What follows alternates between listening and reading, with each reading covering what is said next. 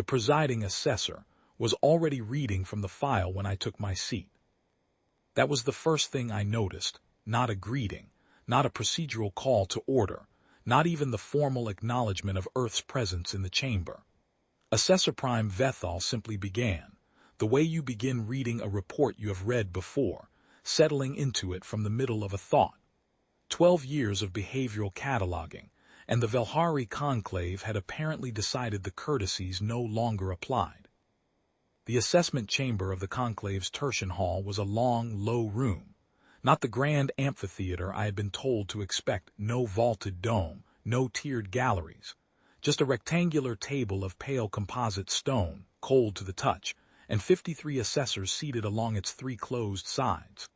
Earth's bench was on the open fourth wall, 2 chairs, no footrest, the faint ventilation of the chamber blowing toward us from the far end. A design choice. I had noted it in the pre-session brief I filed the night before. I set my case beside my chair and sat down. My junior, Orlin Tass, leaned toward me and began to say something. I put one hand flat on the table and he stopped. Vethal was reading the Effective Response Index, 12 years of recorded human behavioral data, compiled by conclave observers across 14 diplomatic postings, 9 joint commissions, and what the file called informal proximal sampling, which meant, as I had determined 3 years ago, that at least 6 of the assessors currently seated at this table had been placed in our delegations as secondary staff. The conclave had been watching us respond to pressure, to loss, to insult, to ceremony, to boredom. They had filed the data under a heading that translated loosely as coherence insufficiency. Vethal did not look up from the text. The assessors on either side of the table did not look at us either. This was the conclave at its most certain, the case built, the verdict drafted, the session a formality of delivery. I had sat through a great many formalities. I kept my hands still and listened. The Effective Response Index ran for 40 minutes. It cataloged, in the conclave's preferred taxonomic language, the range and inconsistency of human emotional expression, our tendency toward non-uniform reaction to identical stimuli, our apparent inability to separate personal affect from diplomatic posture, our documented occasions of laughter in high-stakes sessions and silence in low-stakes ones. By the conclave's rubric, which prized calibrated, predictable response patterns across species, we were an outlier so pronounced we registered as a procedural liability. The file then moved to secondary findings. Human negotiators had, on 7 documented occasions, declined to respond to direct proposals within the conclave's standard 3-day window. Human delegations had, on 12 occasions, altered their stated positions between sessions without filing formal position revision notices. Human staff had been observed, at 2 separate joint commissions, appearing to do nothing for extended periods, sitting, looking at the ceiling, or writing by hand on paper, which the observer notes described with some precision as aberrant. I turned a page in my own notebook. Blank, I turned it back. Orlin looked at me again. I did not look at him. The vote summary came at the 90-minute mark. The conclave's proposed reclassification would move Earth from Category 1 signatory standing to Category 3 observational status, reduced treaty access, suspended joint commission seats, and a mandatory reevaluation cycle of no less than 30 standard years. Vethal read the motion language in full, then set it down, and for the first time looked across the table at me. "The Terran delegation is invited to respond," she said. The chamber went quiet, 53 assessors arranged along 3 walls, the ventilation moving toward us from the far end.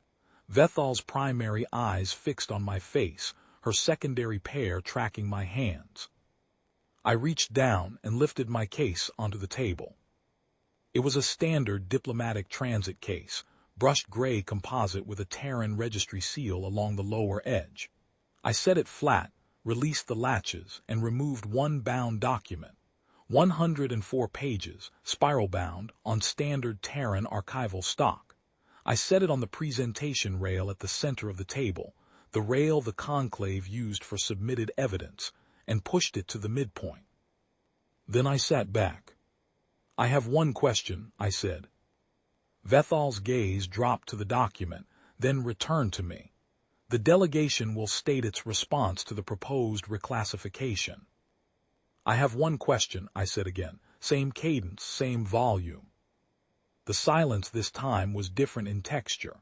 I had spent 12 years learning the difference. One of the assessors along the left wall, conclave behavioral specialist Son, who had served as a secondary logistics coordinator in our joint commission at Keleth Station for 14 months in the 4th year of the observation period, leaned slightly forward. He had recognized the binding style of the document. He should have. His own name appeared in the index. "The document on the rail," I said, "is a behavioral assessment, 12 years in compilation. It covers effective response patterns, decision consistency metrics, and documented departures from stated position across the full membership of this conclave, including observer staff placed in embedded roles within Terran delegations." I paused. "The full index and methodology are on page 3. Cross-reference source citations begin on page 61. Velhari had not moved. "My question," I said, "is whether the conclave would like to read its own assessment aloud, or whether it prefers to adjourn and read it in private." The chamber did not produce the sound I might have expected, no outbreak of voices, no procedural protest. What it produced was a very specific quality of stillness. I had noted this phenomenon before, in smaller rooms at lower stakes. It was the stillness of a body recalibrating, of 53 assessors simultaneously understanding that the session they had believed to be a formality of delivery had, at some point they could not precisely identify, become something else entirely. Son sat back, his hands, four-fingered, folded flat on the table in the conclave's gesture for suspension of position. Velhari looked at the document for a long moment, then she looked at me. "This session," she said carefully, "may benefit from a recess." "Of course," I said. I closed my case. I stood, and Orlin stood beside me, and I picked up my case and walked toward the chamber's side exit. The door opened ahead of us, and I did not look back. The corridor outside the tertian hall was high-ceilinged and pale, lit from above by diffuse panels that rendered everything in a clean, cool white. I walked the length of it without stopping. Orlin fell into step beside me, and for 30 seconds neither of us said anything. "They'll want to know when we compiled it," he said finally.